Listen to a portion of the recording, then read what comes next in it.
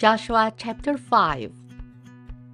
Now when all the Amorite kings west of the Jordan, and all the Canaanite kings along the coast, heard how the Lord had dried up the Jordan before the Israelites, until we had crossed over, their hearts melted, and they no longer had the courage to face the Israelites.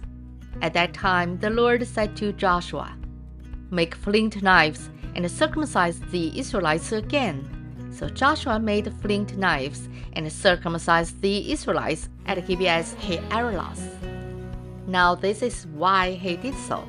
All those who came out of Egypt, all the men of military age, died in the desert on the way after leaving Egypt. All the people that came out had been circumcised, but all the people born in the desert during the journey from Egypt had not. The Israelites had moved about in the desert 40 years, until all the men who were of military age when they left Egypt had died, since they had not obeyed the Lord. For the Lord had sworn to them that they would not see the land that he had solemnly promised their fathers to give us, a land flowing with milk and honey.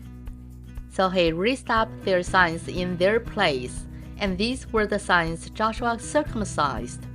They were still uncircumcised because they had not been circumcised on the way. And after the whole nation had been circumcised, they remained where they were in camp until they were healed. Then the Lord said to Joshua, "Today I have rolled away the reproach of Egypt from you." So the place had been called Gilgal to this day. On the evening of the 14th day of the month, while camped at Gilgal on the plains of Jericho, the Israelites celebrated the Passover, the day after Passover. That very day, they ate some of the produce of the land, unleavened bread and roasted grain. The manna stopped the day after they ate this food from the land.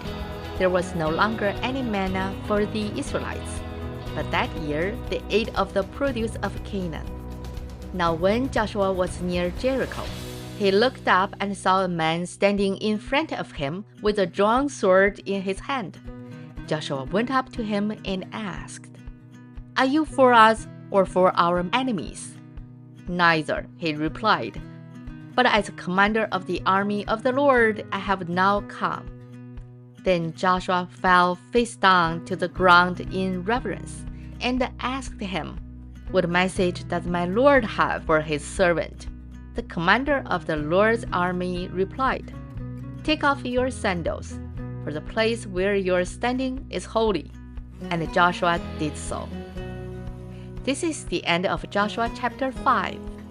神的话语要昼夜思想，玉恩读经频道期待与您下次再见。